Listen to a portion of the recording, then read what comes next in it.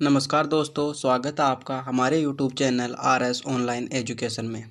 आज हम लेकर आए हैं आपके लिए रासायनिक विज्ञान के वो इम्पोर्टेंट क्वेश्चन जो बार बार सेंटर और स्टेट लेवल के एग्ज़ामों में पूछे जाते हैं। तो आइए शुरू करते हैं। और हाँ, आपको मैं बता दूँ, अगर आपको किसी भी क्वेश्चन में कोई भी डाउट हो तो आप बिना किसी हेजिटेशन के पूछ सकते हो कमेंट बॉक्स में। तो आइए स्टार्ट करते हैं। पहला क्वेश्चन, कौन सी धातु स्वतंत्र अवस्था में पाई जाती है? तो सोना धातु स्वतंत्र अवस्था में पाई जाती है। क्वेश्चन नंबर 2, सीसा का सबसे महत्वपूर्ण अयस्क है? तो सीसा का सबसे महत्वपूर्ण अयस्क गैलेना है। क्वेश्चन नंबर 3, सोना प्रकृति में सदैव किस स्थिति में पाया जाता है? तो सोना धातु प्रकृति में सदैव मुक्त अवस्था में पाई जाती है। क्वेश्चन नंबर 4, लोहे का सबसे शुद्धतम रूप कौन सा है?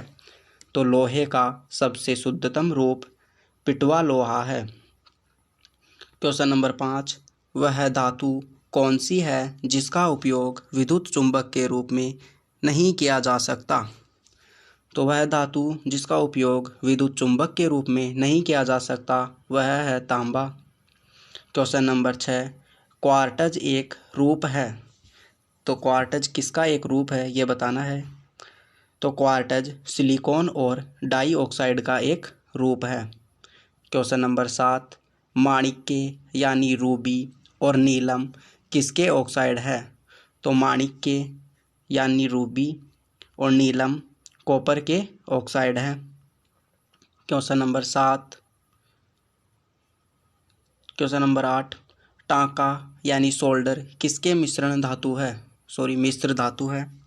तो टांका जिसे हम सोल्डर भी कहते हैं वह टिन और लेड का मिश्रण है। क्वेश्चन नंबर 9, सोल्डर किस धातु का मिश्रण है? ये वही सेम क्वेश्चन है, बस रिपीट हो गया। मतलब ये क्वेश्चन ऐसे भी पूछ सकते हैं कि सोल्डर किस धातु का मिश्रण है? तो सोल्डर टिन और लेड का मिश्रण हो जाएगा। क्वेश्चन नंबर 10, स्टेनलेस स्टील में कौन सा तत्व नहीं होता है? तो जो स्टेनलेस स्टील होती है उसमें टंगस्टन नहीं पाया जाता। क्वेश्चन नंबर 11, किस धातु को पाचन सामग्री के रूप में प्रयोग करने के लिए कौन सी कसौटी अपनाई जाती है? तो किसी धातु को पाचन सामग्री के रूप में प्रयोग करने के लिए कौन सी कसौटी अपनाई जाती है? तो वह हो जाएगी अधिक ऊष्मा चालकता। क्वेश्चन नंबर 12, क्विक सिल्वर का रासायनिक नाम क्या है? तो क्विक सिल्वर का रासायनिक नाम पारद या पारा है। क्वेश्चन नंबर 13, कौन सी धातु मुक्त अवस्था में पाई जाती है? तो तांबा धातु मुक्त अवस्था में पाई जाती है। क्वेश्चन नंबर 14, वह धातु बताइए जो निराविषी प्रकार की है? तो यहाँ पर स्वर्ण या गोल्ड निराविषी प्रकार की धातु हो जाएगी जिस पर कोई भी आवेश नहीं होता है। क्वेश्चन नंबर 15, ग्रेफाइट की अपेक्षा हीरा अधिक कठोर है, कारण बताइए। तो ग्रेफाइट की अपेक्षा हीरा अधिक कठोर होने का कारण हो जाएगा हीरे की चतुष्फलकीय संरचना। वैसे हीरा सबसे कठोर तत्व भी है, तो ये भी पूछ सकता है, याद रखना। क्वेश्चन नंबर 16, कार्बन का सर्वाधिक कठोर अपर रूप है? तो कार्बन का सर्वाधिक कठोर अपर रूप हीरा हो जाएगा। क्वेश्चन नंबर 17, जल में कठोरता पैदा करने वाले दो धातु आयन है? तो जल में कठोरता पैदा करने वाले दो धातु आयन कैल्शियम और मैग्नीशियम है। क्वेश्चन नंबर 18, कौन सी धातु पारिस्थिति में जैव आवर्धन समस्या में योगदान करती है? तो मरकरी धातु पारिस्थिति में जैव आवर्धन समस्या में योगदान करती है। क्वेश्चन नंबर 19, पायस एक कोलाइड होता है? तो पायस दारू में दारू का एक कोलाइड होता है। क्वेश्चन नंबर 20, वह पदार्थ कौन सा है जो प्राय फ्लोरोसेंट ट्यूबों में इस्तेमाल किया जाता है? तो फ्लोरोसेंट ट्यूबों में इस्तेमाल किया जाने वाला द्रव पारद वाष्प तथा आर्गन होते हैं। क्वेश्चन नंबर 21, शराब पीकर वाहन चलाने के श्वसन परीक्षण में यातायात पुलिस का पुलिस क्या इस्तेमाल करती है? तो जो शराब पीकर वाहन चलाते हैं उनका जो श्वसन परीक्षण करती है यातायात पुलिस, वह किसका इस्तेमाल करके पता लगाती है? तो वह पोटेशियम डाइक्रोमेट सल्फ्यूरिक अम्ल का उपयोग करती है। पोटेशियम डाइक्रोमेट सल्फ्यूरिक अम्ल। क्वेश्चन नंबर 22, किस किस्म की मिट्टी में जिप्सम मिलाकर उसे फसल उगाने के लिए उपयुक्त बनाया जाता है? तो क्षारीय किस्म की मिट्टी में जिप्सम मिलाकर उसे फसल योग्य बनाया जाता है। क्वेश्चन नंबर 23, समुद्र के पानी में कौन सी धातु निकाली जाती है? तो समुद्र के पानी से मैग्नीशियम धातु निकाली जाती है। क्वेश्चन नंबर 24, धूम्र बम बनाने के लिए मुख्यतः किसका प्रयोग किया जाता है? तो धूम्र बम बनाने के लिए मुख्यतः फास्फोरस का उपयोग किया जाता है। क्वेश्चन नंबर 25, सर्वोच्च विशिष्ट ऊष्मा का मान किसमें होता है? तो सर्वोच्च विशिष्ट ऊष्मा का मान जल में होता है। दोस्तों, अगर वीडियो पसंद आए तो वीडियो को लाइक करना और अपने दोस्तों के साथ शेयर भी करना, और चैनल पर पहली बार आए हो तो चैनल को सब्सक्राइब कर लेना। और हाँ, साथ ही साथ आप अपना स्कोर कमेंट बॉक्स में ज़रूर शेयर करना कि आपके कितने क्वेश्चन सही हो रहे हैं। तो आइए आगे बढ़ते हैं। क्वेश्चन नंबर 26, समुद्र जल को किसी प्रक्रिया द्वारा शुद्ध किया जाता है? किस प्रक्रिया होगा यहाँ पे? तो समुद्र जल को आसवन प्रक्रिया द्वारा शुद्ध किया जाता है। क्वेश्चन नंबर 27, शरीर के साथ संपर्क में स्प्रिट ठंडी अनुभूति देती है, कारण बताइए। तो शरीर के साथ संपर्क में आने के बाद जो स्प्रिट होती है वह ठंडी अनुभूति क्यों देती है? तो वह अत्यंत वाष्पशील होने के कारण ठंडी अनुभूति देती है। क्वेश्चन नंबर 28, बादल किसका कोलाइडी प्रक्षेपण है? तो बादल वायु के परिक्षेप माध्यम में जल बिंदु का कोलाइडी प्रक्षेपण है। वायु के परिक्षेप माध्यम में जल बिंदु का। क्वेश्चन नंबर 29, पदार्थ की चौथी अवस्था क्या है? तो पदार्थ की चौथी अवस्था प्लाज्मा हो जाएगी। क्वेश्चन नंबर 30, कांच क्या होता है? तो कांच अतिशीतित द्रव होता है। क्वेश्चन नंबर 31, जिलेटिन का प्रयोग मुख्यतः आइसक्रीम बनाने के लिए किया जाता है, जिसका मुख्य उद्देश्य है? तो जिलेटिन का प्रयोग मुख्यतः आइसक्रीम बनाने के लिए किया जाता है, उसका मुख्य उद्देश्य कोलाइड को स्थायी करना और क्रिस्टलीकरण को रोकना होता है। क्वेश्चन नंबर 32, अपमार्जक यानी डिटर्जेंट पृष्ठ को किस सिद्धांत पर साफ करते हैं? तो अपमार्जक, जिसे हम डिटर्जेंट भी कह सकते हैं, वह पृष्ठ को पृष्ठीय तनाव के सिद्धांत पर साफ करते हैं। क्वेश्चन नंबर 33, जल के निर्जलीकरण के लिए किसका व्यापक प्रयोग किया जाता है?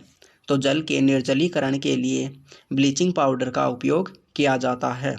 क्वेश्चन नंबर 34, आयोडीन और पोटेशियम क्लोराइड के मिश्रण से आयोडीन को किस विधि द्वारा अलग किया जा सकता है?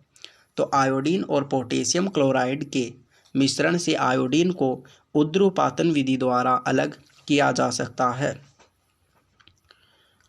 क्वेश्चन नंबर 35, पंकित जल के निषादन के लिए किसका प्रयोग किया जाता है?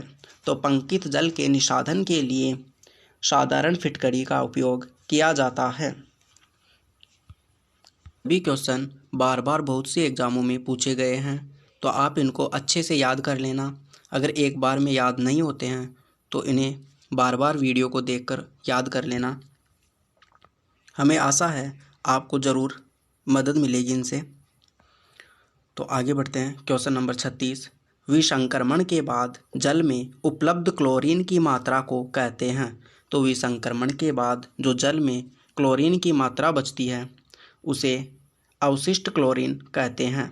क्वेश्चन नंबर 37, जब जल स्वयं रासायनिक रूप से किसी तत्व या खनिज के साथ मिलता है तो उसे कहते हैं? तो जब जल स्वयं रासायनिक रूप से किसी तत्व या खनिज के साथ मिलता है तो उसे जल योजन या उदकन कहते हैं। क्वेश्चन नंबर 38, किस द्रव्य का घनत्व सबसे कम है? तो पेट्रोल का घनत्व सबसे कम होता है। क्वेश्चन नंबर 39, अशुद्ध कपूर को शुद्ध किस विधि द्वारा किया जाता है? तो अशुद्ध कपूर को शुद्ध उद्रोपातन द्वारा किया जाता है। क्वेश्चन नंबर 40, जल का शुद्ध रूप है? तो जल का आशुत जल शुद्ध रूप है। क्वेश्चन नंबर 41, ठंडा मृदु जल में डूब जाता है। अंडा मृदु जल में डूब जाता है किंतु नमक के सांद्र घोल में नहीं डूबता है, इसका कारण बताइए। तो इसका कारण हो जाएगा नमक के घोल का घनत्व पानी से अधिक होता है, इसलिए अंडा मृदु जल में डूब जाता है लेकिन नमक के सांद्र घोल में नहीं डूबता है। क्वेश्चन नंबर 42, कौन सी गैस न्यूनतम तापमान पर दरों में बदल जाती है? तो हाइड्रोजन गैस न्यूनतम तापमान पर दरों में बदल जाती है। क्वेश्चन नंबर 43, कौन सा पदार्थ अत्यंत प्लास्टिक है? तो इसका आंसर हो जाएगा मृत्तिका का पदार्थ अत्यंत प्लास्टिक है। क्वेश्चन नंबर 44, अल्कोहल जल मिश्रण से जल को अलग किया जा सकता है? तो अल्कोहल और जल के मिश्रण को, जो जल होता है मिश्रण में, उसे आसवन विधि द्वारा अलग किया जा सकता है। क्वेश्चन नंबर 45, ठीक 0 डिग्री सेल्सियस पर कटोरे में रखे बर्फ और पानी में क्या परिवर्तन आएगा? तो ठीक 0 डिग्री सेल्सियस पर कटोरे में रखे बर्फ या पानी में सारा पानी बर्फ बन जाएगा। क्वेश्चन नंबर 46, किसी गैस को दरों में बदलने के लिए सबसे सरल विधि कौन सी स्थिति में होती है? तो किसी गैस को दरों में बदलने के लिए सबसे सरल विधि कम तापमान और उच्च दाब होती है। क्वेश्चन नंबर 47, जल में कठोरता किसकी उपस्थिति के कारण आ जाती है? तो जल में कठोरता कैल्शियम तथा मैग्नीशियम के क्लोराइड तथा सल्फेट की उपस्थिति के कारण आ जाती है। कैल्शियम तथा मैग्नीशियम के क्लोराइड तथा सल्फेट की उपस्थिति के कारण। क्वेश्चन नंबर 48, कपड़ों तथा बर्तनों को साफ करने के लिए प्रयुक्त डिटर्जेंट में क्या होता है? तो कपड़ों तथा बर्तनों को साफ करने वाले जो डिटर्जेंट होते हैं उनमें सल्फोनेट होता है।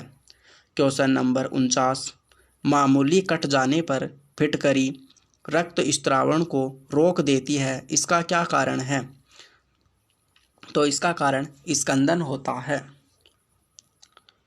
क्वेश्चन नंबर 50, सुक्रोज के जल अपघटन से बनता है? तो सुक्रोज के जल अपघटन से ग्लूकोज तथा फ्रक्टोज बनता है। दोस्तों, अगर आपको वीडियो की स्पीड कम या ज़्यादा लगे तो अपने हिसाब से एडजस्ट कर लेना। तो आगे बढ़ते हैं। क्वेश्चन नंबर 51, शुष्क बर्फ किसका ठोस रूप है? तो शुष्क बर्फ कार्बन डाइऑक्साइड का ठोस रूप है। क्वेश्चन नंबर 52, मरकरी है? तो मरकरी एक द्रव धातु है। क्वेश्चन नंबर 53, दूध को दही में स्कंदित करने वाले एंजाइम है? तो दूध को दही में स्कंदित करने वाले एंजाइम है रेनिन। क्वेश्चन नंबर 54, कठोर जल में कैल्शियम और मैग्नीशियम निकालने की प्रक्रिया को क्या कहते हैं? तो कठोर जल से कैल्शियम और मैग्नीशियम निकालने की प्रक्रिया को जल मर्दूकरण कहते हैं। क्वेश्चन नंबर 55, वायु में हाइड्रोजन जब जलने लगती है तब पैदा करती है? तो वायु की उपस्थिति में जब हाइड्रोजन जलती है तो जल पैदा करती है। क्वेश्चन नंबर 56, रासायनिक दृष्टि से चूने का पानी होता है? तो रासायनिक दृष्टि से चूने का पानी कैल्शियम हाइड्रोक्साइड होता है। क्वेश्चन नंबर 57, वनस्पति तेलों को संतृप्त वसाओं में परिवर्तन करने के लिए किस गैस का प्रयोग किया जाता है? तो जो वनस्पति तेल होते हैं उन्हें संतृप्त वसा में परिवर्तित करने के लिए हाइड्रोजन का उपयोग किया जाता है। क्वेश्चन नंबर 58, कौन सा शुद्ध जल होता है? तो अशुद्ध जल जल का शुद्ध रूप होता है।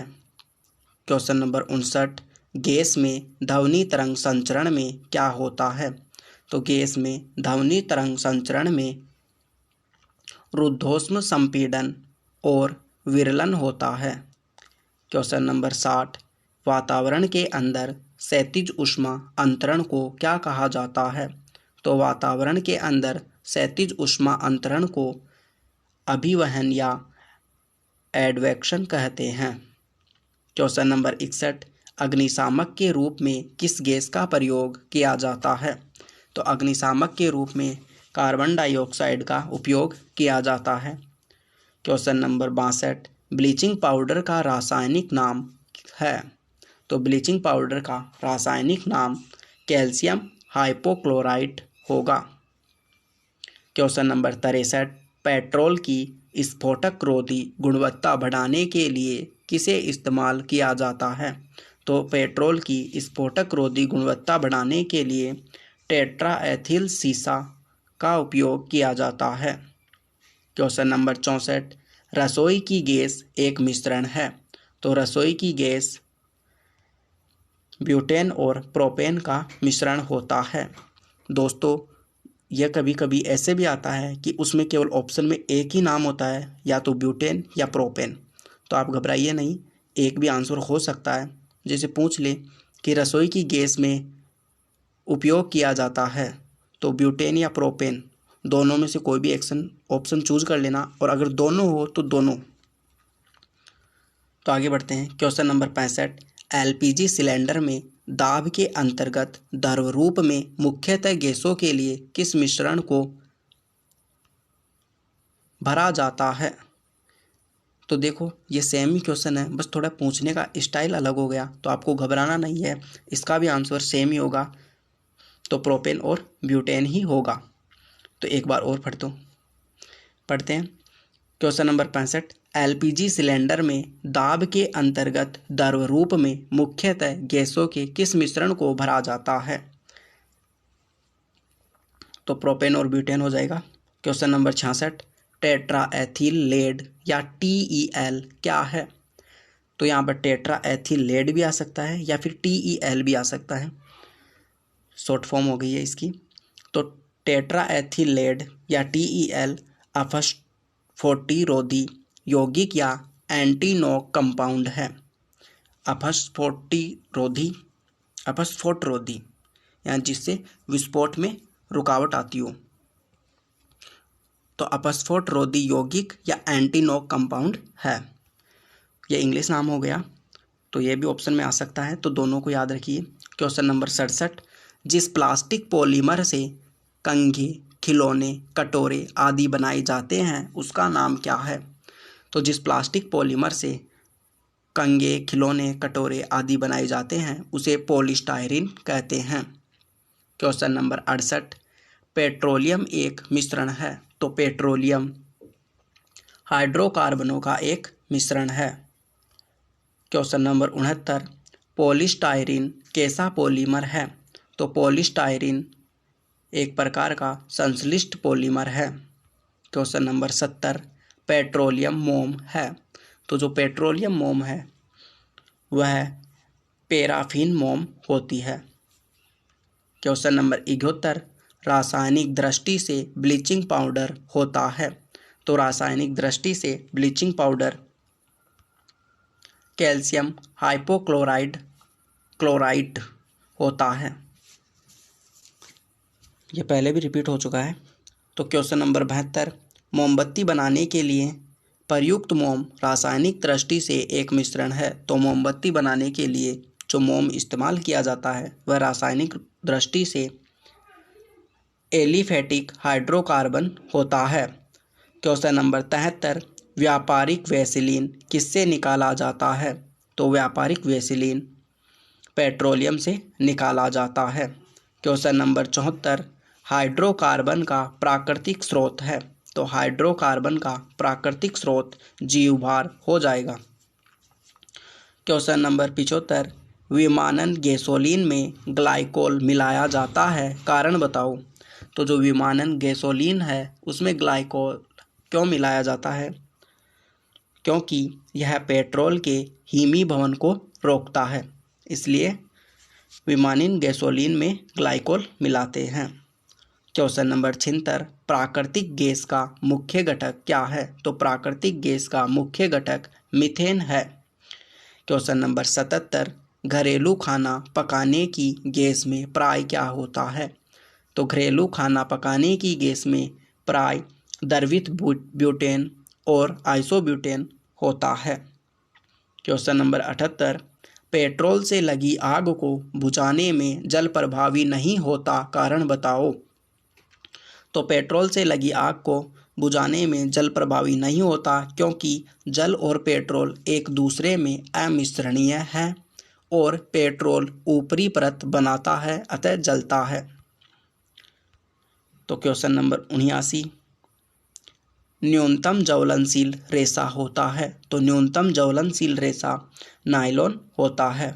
क्वेश्चन नंबर 80, वाणिज्य में टेरिलीन कहा जाने वाला पदार्थ क्या होता है? तो व्यापार या वाणिज्य में जो टेरिलीन कहा जाता है वह कृत्रिम रेशा होता है। क्वेश्चन नंबर 81, पॉलीथीन बनता है? तो पॉलीथीन एथिलीन से बनता है। क्वेश्चन नंबर 82, कोयले की खानों में प्राय विस्फोट करने वाली गैस है? तो जो कोयले की खानों में विस्फोट होते हैं वह मीथेन गैस के कारण होते हैं। क्वेश्चन नंबर 83, नाइलॉन के आविष्कार के साथ कौन संबंधित है?